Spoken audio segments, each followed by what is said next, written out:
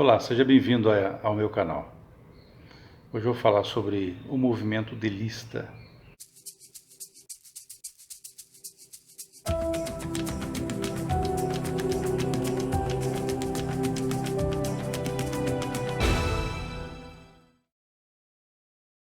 O Delino Alves de Matos, foi a figura principal desse movimento.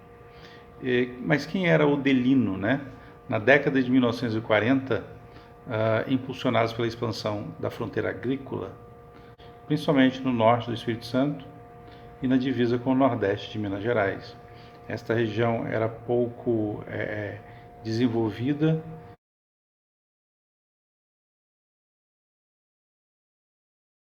Em poucos anos, esta região ela prosperou com a vinda desses grileiros e várias pessoas de vários lugares, né? Da Bahia, do interior de Minas e do interior do Espírito Santo. E só que era uma região contestada, né? Como eu já falei, toda a divisa entre Espírito Santo e Minas Gerais, ela precisou ser, ao longo dos últimos 150 anos, ela precisou ser demarcada. Ainda hoje existem alguns locais ainda que estão sendo demarcados, mas ao longo de todos esses anos, desse 1,5 século, esta região passou por uma série de conflitos por causa da demarcação de terras. E nesta época, né, 1940, foi o auge, na década de 1940, 1950, até 1960 foi o auge desta região contestada, das violências de vários fatos que ocorreram nessa região. Inclusive, a região ela proporcionou que vários líderes regionais, né, líderes coronéis do mato, da roça, eles surgissem. E eu já tenho falado aí sobre o Coronel Bimbim, e esse é um dos frutos desta região do contestado. Então, entre esses grileiros e poceiros que se dirigiram para a região de Ecoporanga, a região do contestado, estava o Delino Alves de Matos, natural de Alagoinhas, no estado da Bahia. Ele havia chegado à região para ser professor, para lecionar em uma escola, mas desistiu de lecionar e acabara se tornando lavrador.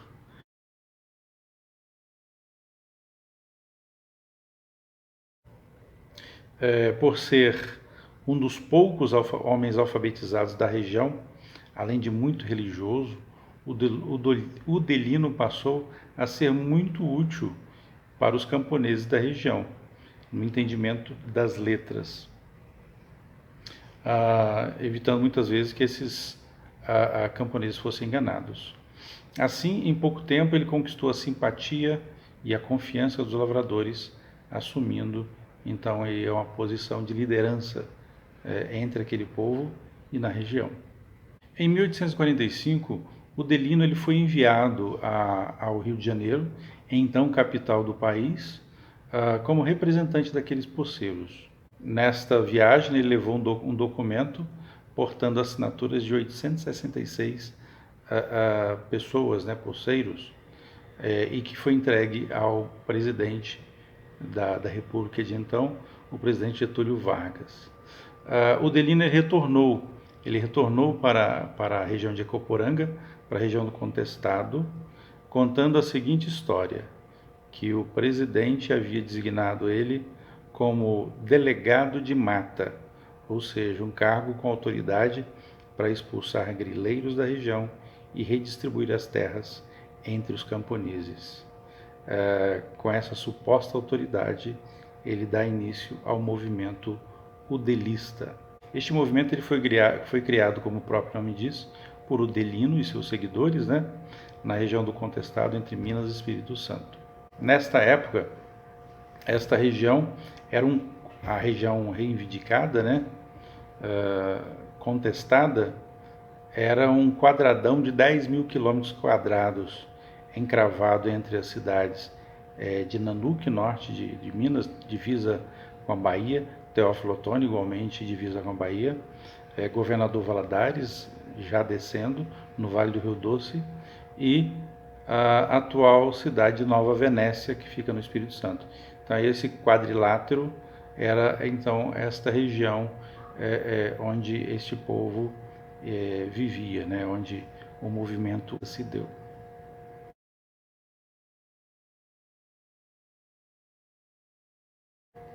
E esta região ela vivia em plena desordem, porque como não era legalmente não pertencia nem ao estado de Minas nem ao estado do Espírito Santo, então nenhum dos dois estados existia uma autoridade e poder sobre aquela região. E ali dominava o poder dos poceiros, dos coronéis e daqueles que tinham a força e o apoio do povo. E o Delino era um destes líderes e poderosos da região. A princípio, esse movimento seria a solução encontrada pelos poceiros, né, pelos camponeses, para suprir a ausência dos governos do estado de Minas Gerais e do Espírito Santo, que não atuavam na região. E nenhum desses dois estados exerciam plenamente as suas competências. Mas a intenção de Odelino não era apenas defender os poceiros ou exigir segurança. Ele tinha como inspiração Antônio Conselheiro,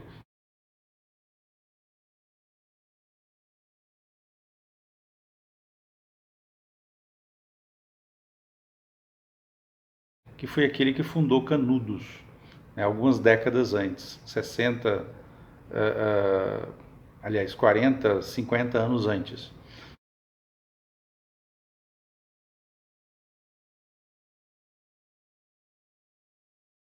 Canudos é uma história muito conhecida, né? Pois foi uma cidade fundada no interior da Bahia.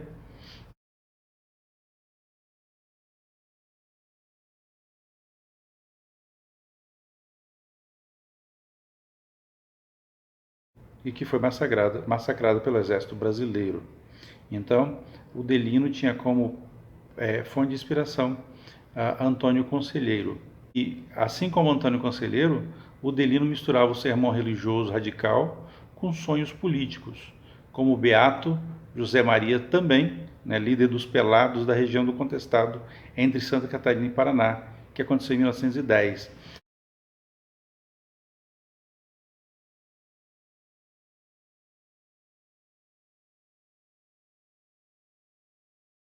O Delino sonhava em expulsar do lugar, né, da região ali do Contestado do Norte do Espírito Santo, todos os grandes proprietários de terras.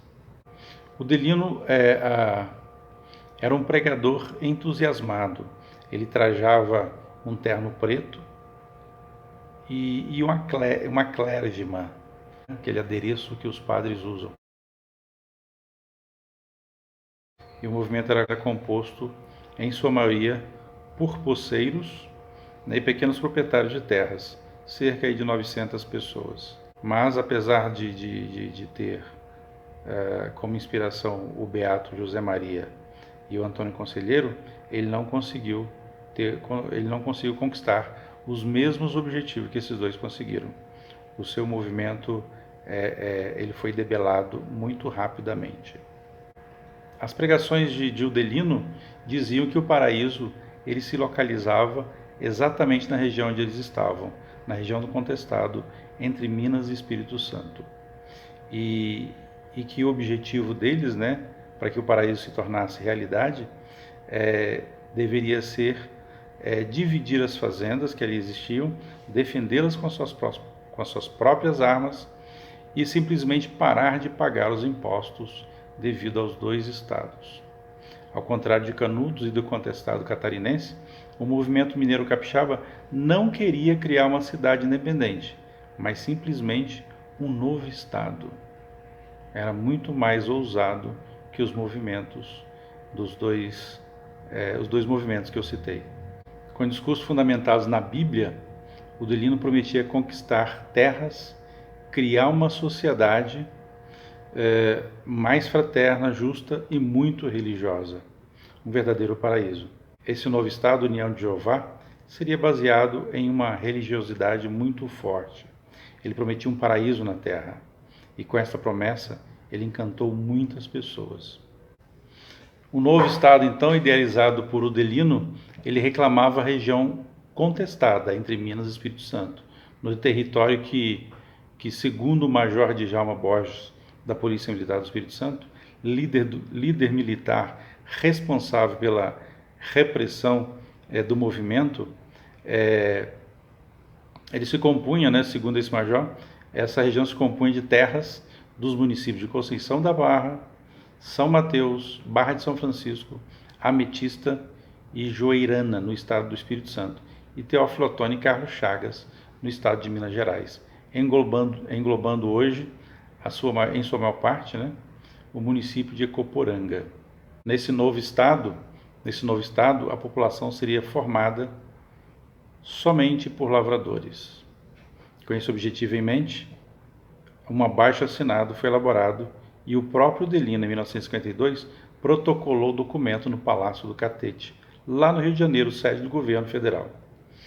A petição estava dirigida a Getúlio Vargas, o pai dos pobres, que governava o país naquele momento. Sem esperar a resposta do abaixo-assinado, os seguidores de Udelino, chamados de geovenses, cerca de 850 poceiros, começaram a organizar o novo Estado, União de Jeová. Ainda de acordo com o Major Djalma Borges, né, esse novo Estado ele era organizado, com sede, tinha sido organizado com sede administrativa, com cargos funcionais e com símbolos estaduais, incluindo bandeira, que tinha como símbolo a floresta e a marcha do lavrador na colonização da terra. Um hino também foi composto, exaltando a construção deste novo lugar, deste novo estado, deste novo paraíso, que era uma terra de paz, de liberdade, onde o povo vivia feliz, onde não havia pedintes, onde havia escolas para todos e sem sofrimentos. Uma utopia, na verdade, né? Como capital, os udelistas escolheram o distrito de Cotoxé para ser a capital provisória. Lá, o Udelino montou o seu QG, o seu quartel-general, montou as suas trincheiras e ele ergueu a Casa de Taba como sede do governo e dentro desse rancho ele começou a despachar como líder deste novo estado dentro do Brasil.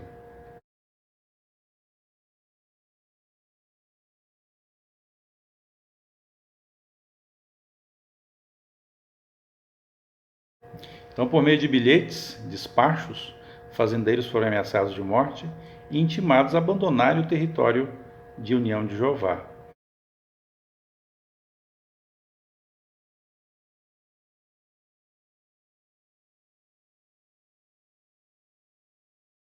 O discurso de Udelino estava transformando a região em uma nova Canudos, despertando o ódio de fazendeiros e chamando a atenção de autoridades. Logo, essas autoridades, né, de Minas e Espírito Santo, eles teriam que tomar alguma providência para debelar, para impedir esse movimento que estava tirando parte de seus estados.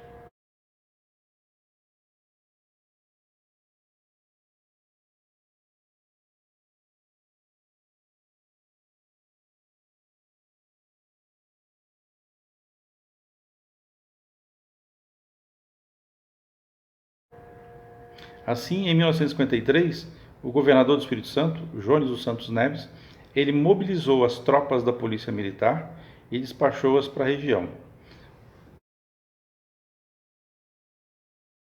O exército de Udelino foi acuado por uma ação conjunta de forças policiais de Minas Gerais e do Espírito Santo. A batalha de Udelino foi perdida e o novo estado, União de Jeová, foi destruído. E o presidente em exercício foi destituído antes mesmo que o Estado ganhasse projeção e levantasse voo e decolasse. Nem chegou a entrar no mapa. O Udelino passou a viver foragido da polícia depois dessa retomada dos estados dessa região que havia sido tomada por Udelino e seus seguidores, e nunca mais se ouviu falar dele, não como líder, né? Ele acabou sendo esquecido. De Udelino ficaram uns poucos bilhetes, geralmente ameaças aos fazendeiros, Então essa é a história de Udelino e da criação ou quase criação do Estado União de Jeová, que era compreendido entre os estados de Minas Gerais e Espírito Santo, no sul da Bahia.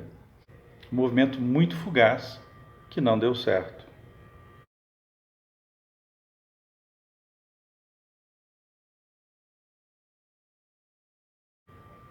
É isso aí. Então essa é a história e este é o vídeo que eu trago para vocês hoje aqui no canal. Se gostaram, curtam, comentem, compartilhem e se inscrevam no canal se ainda não é inscrito. Um abraço e até o próximo vídeo.